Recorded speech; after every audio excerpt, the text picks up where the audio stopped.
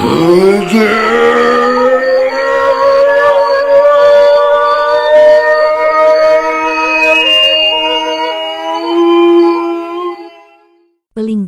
Di Bali, pelinggih merupakan sebuah bangunan suci yang biasanya digunakan sebagai tempat menstanakan Batara atau Tuhan. Pada hari-hari tertentu atau rainan di masing-masing pelinggih tersebut dihaturkan banten. Akan tetapi ada satu hal yang banyak orang belum ketahui tentang pelinggih, bahwa pelinggih merupakan pengadek aksara. Apa itu aksara bisa Anda baca lebih detail di buku Meditasi Anggawasa. Pelinggih terdiri dari 3 bagian, yaitu bagian kaki atau dasar, bagian badan, dan bagian kepala. Kaki atau dasar ini merupakan dasar dari sebuah pelinggih karena letaknya paling bawah. Sama halnya dengan manusia, bagian ini adalah kakinya. Bagian dasar ini merupakan tempat untuk meletakkan batu dasar saat membangun sebuah pelinggih. Biasanya terbuat dari batu bata merah yang diisi gambar berupa lingkaran dan titik. Diletakkan di tengah-tengah bagian dasar pelinggih. Pada bagian dasar terdapat karang gajah, yang merupakan aplikasi dari aksara Panca Brahma, yaitu Tsang, Bang, Tang, Ang, Ing, di mana aksara Ing sebagai motorik atau pusat penggerak dan arah putarannya ke kiri. Badan. Pada bagian badan terdapat karang paksi yang merupakan aplikasi dari aksara Pancatirta, yaitu Nang, Mang, Sing, Wang, Yang, di mana aksara Yang sebagai motorik atau penggerak dan arah putarannya ke kanan. Pada bagian inilah tempat meletakkan pancadatu. Dengan adanya perputaran ke kiri dan ke kanan akan menjadi sebuah pertemuan antara Panca Brahma dan Pancatirta. Sehingga muncullah yang namanya panca aksara. Panca aksara ini diaplikasikan dalam bentuk karang tapel. Karang tapel tersebut menunjukkan sebuah sesana.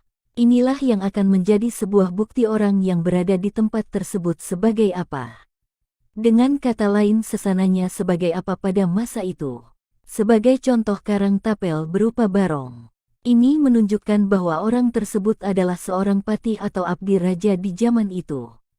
Kemudian perputaran ke kiri dan ke kanan inilah yang sering diaplikasikan oleh orang Bali ketika melaksanakan sebuah prosesi upacara.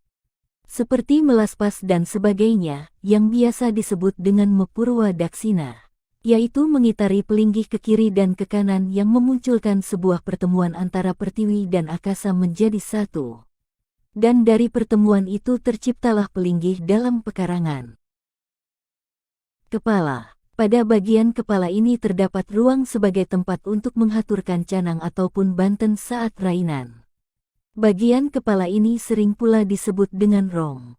Ada satu hal yang tidak boleh dilupakan di sini, yaitu tikar, lepekan, dan carat coblong. Saat nemu rainan, carat coblong tersebut biasanya diisi dengan air. Jadi jika kita amati dari dasar pelinggih yang merupakan aplikasi dari aksara Panca Brahma, di mana aksara Ing sebagai penggerak dengan arah putaran ke kiri, bergerak naik dan bertemu dengan aksara Pancatirta, di mana aksara Yang sebagai penggerak dengan arah putaran ke kanan. Di sini terbentuklah sebuah titik pertemuan yang menjadi panca aksara. Panca aksara tersebut diaplikasikan dalam bentuk karang tapel, yang merupakan sebuah sesana.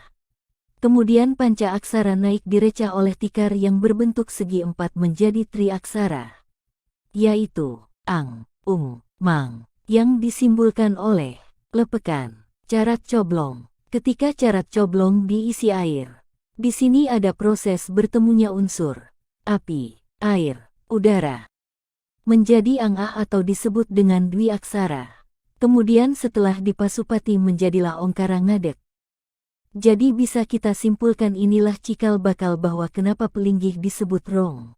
Karena pelinggih merupakan pengadek aksara atau tempat menstanakan aksara ong.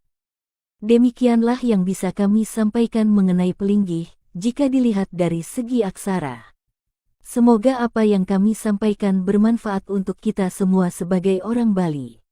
Sebagai penerus, mari kita jaga dan rawat apa yang sudah diwariskan oleh para leluhur kita di Bali agar tidak tergerus oleh waktu.